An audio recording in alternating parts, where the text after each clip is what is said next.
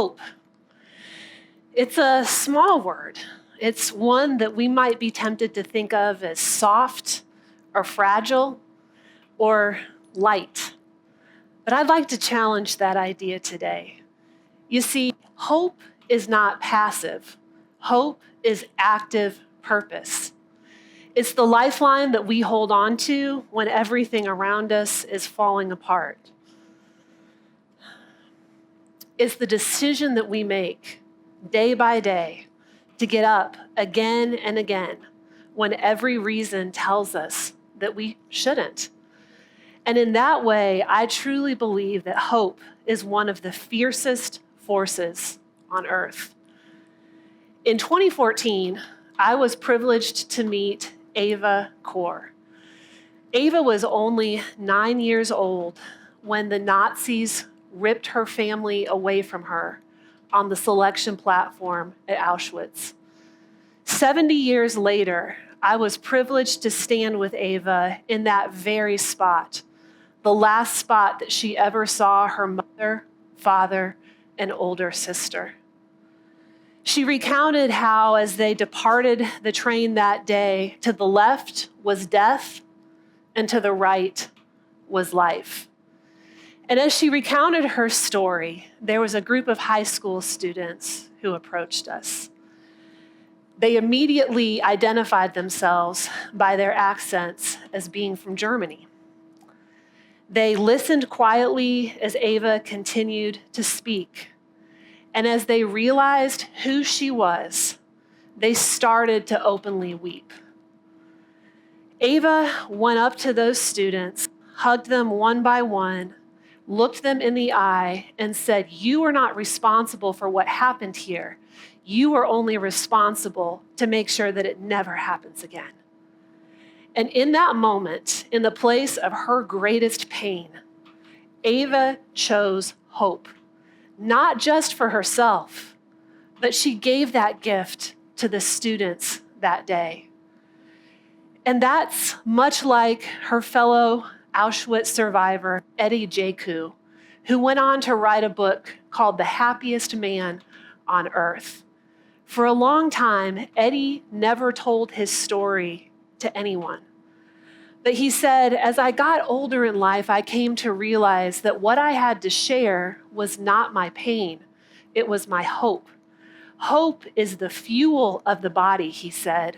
And where there is life, there is hope. And where there is hope, there is life.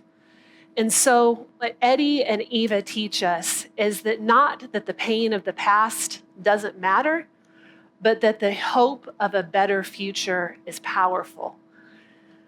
I had no idea standing on the platform during 2014 that just a short year later, here in South Carolina, we would see that same indomitable hope present itself. It was a sweltering summer night in Charleston, South Carolina, June 17th, 2015. We recoiled in horror as we watched the reports coming out of Charleston that 9 worshipers had been gunned down in cold blood as they worshiped at their church, Mother Emanuel AME. It was unimaginable to even think of what was happening there. It was a crime that was meant to instill fear, to shatter communities, and to start a national race war. But none of us could have imagined what happened next.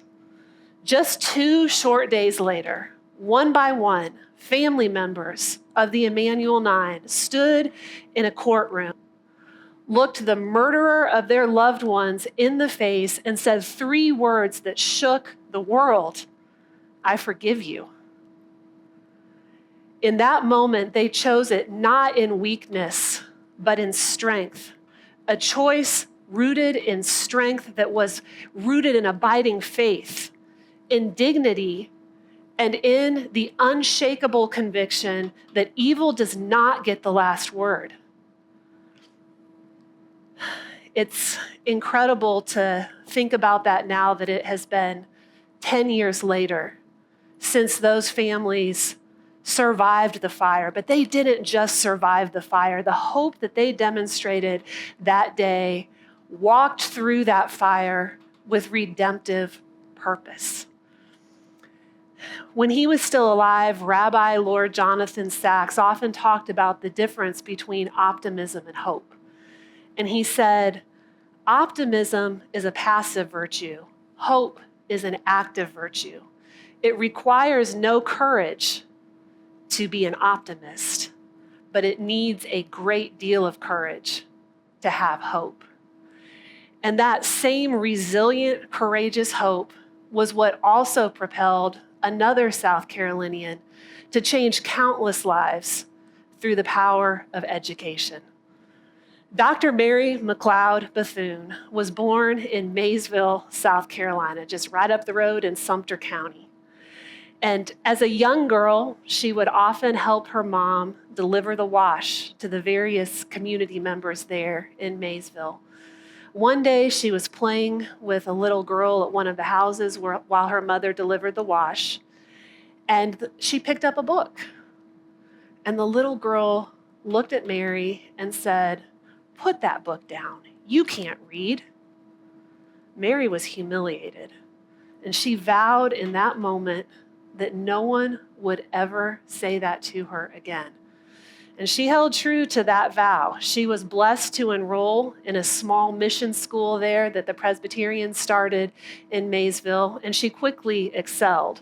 Her teacher's heart surfaced early in her life because she would go home every evening and teach her family what she had learned at school that day. She saw education not just as a tool, but as her hope. And she would actually go on to say later in her life that the whole world opened to her when she learned to read. She went on with just $1.50 in her pocket to start a school for other African American girls in Florida. That school is now Bethune-Cookman University. She advised presidents, she shaped national policy, and just a few weeks ago, I was actually privileged to stand in Washington, D.C., in the United States Capitol, next to her statue in Statuary Hall. And in that statue, she's holding a black rose. That was what she called the young girls who she gave her life to educate. And so Dr. Bethune again shows us that hope is not passive. It's an active choice that we make every single day by day, decision by decision. Mary McLeod Bethune didn't wait for change to happen. Her hope propelled her to become the change that she wanted to see. And that is the same hope that is woven into the DNA of every single South Carolinian who is sitting in this room today. The double helix of that DNA is formed by the beautiful words of our twin state mottos: "While I breathe, I hope," and "Prepared in mind and resources."